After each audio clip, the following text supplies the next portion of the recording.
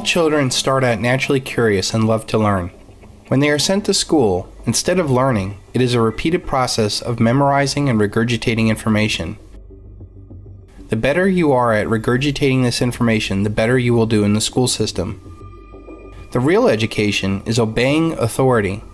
We are taught not to think outside the box.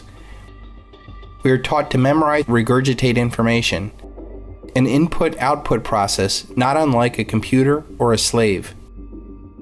We are taught to respond to a bell, just like a factory floor. We are taught to keep our head down and just make it through the day. We are not taught to develop critical thinking. We are not taught about debt-based money and the principles that our founding fathers fought for. We are not taught to cooperate and view each other as a team with individual talents and gifts. We are not taught to question authority or even the facts demanded of us. We are indoctrinated, not educated. Indoctrinated like little slaves. The secret of American schooling is that it does not teach the way children learn, nor is it supposed to. Schools were conceived to serve the economy and the social order rather than the kids and the families. That is why it's compulsory. As a consequence, the school cannot help anybody grow up because its prime directive is to retard maturity. It does it by teaching that everything is difficult, that other people run our lives, that our neighbors are untrustworthy and even dangerous. The aim of public education is not to fill the young of the species with knowledge and awaken their intelligence. Nothing could be further from the truth. The aim is simply to reduce as many individuals as possible to the same safe level, to breed and train standardized citizenry, to put down dissidence and originality. H.L. Mencken. Our education system is centered on an input-output process of information. Our success or failure depends on our efficiency of taking what the teacher tells us. This system was carefully created to mold us into what we are today. The masses blindly flow through this education system and naturally fit into centralized systems that want good, little, obedient workers who take orders without question.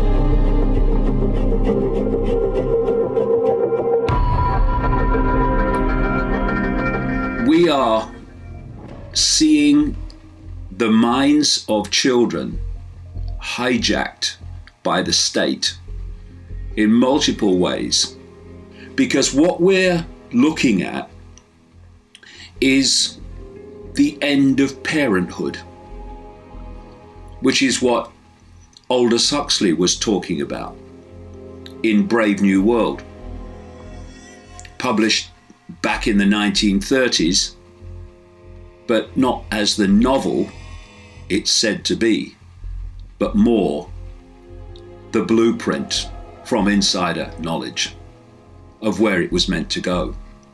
And that is where we're going now. And look at how more and more dictatorial powers expressed by dictatorial people, often called head teachers, etc., that are being used by the state to dictate to parents and dictate to children, and more, not even dictate to them only through the school day, but what they do afterwards. What schools are programming prisons.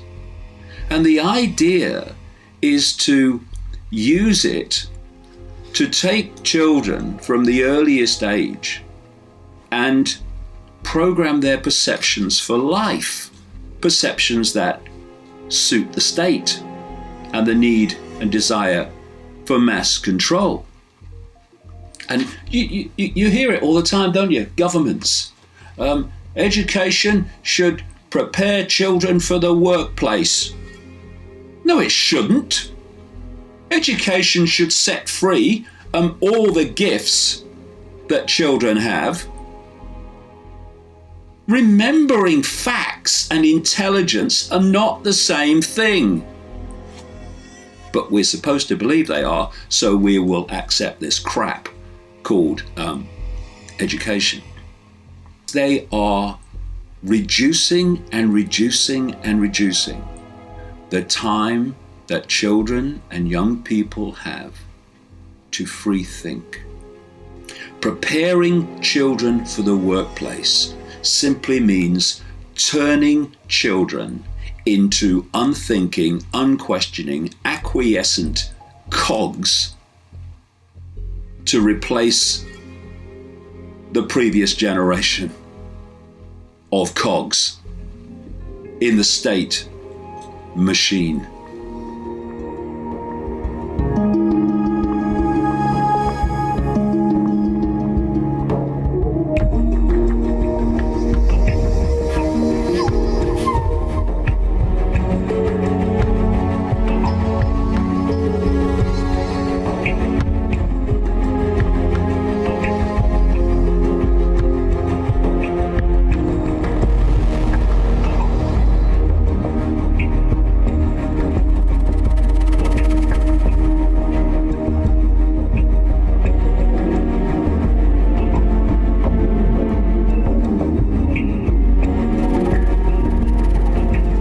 Our children are living in the most intensely stimulating period in the history of the earth. They're being besieged with information and calls for their attention from every platform. Computers, from iPhones, from advertising hoardings, from hundreds of television channels. And we're penalizing them now for getting distracted. From what? Boring stuff. At school, for the most part. The arts especially address the idea of aesthetic experience. An aesthetic experience is one in which your senses are operating at their peak. When you're present in the current moment, when you're resonating with the excitement of this thing that you're experiencing, when you are fully alive. An anesthetic is when you shut your senses off and deaden yourself to what's happening. We're getting our children through education by anesthetizing them. And I think we should be doing the exact opposite. We shouldn't be putting them asleep. We should be waking them up to what they have inside of themselves. We still educate children by batches. We put them through the system by age group. Why do we do that? Why is there this assumption that the most important thing kids have in common is how old they are? Well, I know kids who are much better than other kids at the same age in different disciplines. Or at different times of the day, or better in smaller groups than in large groups, or sometimes they want to be on their own. And it's about standardization. I believe we've got to go in the exact opposite direction. That's what I mean about changing the paradigm. We have to think differently about human capacity. We have to get over this old conception of academic, non-academic, abstract, theoretical, vocational. Secondly, we have to recognize that most great learning happens in groups, that collaboration is the stuff of growth. And thirdly, it's crucially about the culture of our institutions, the habits of the institution and the habitats that they occupy.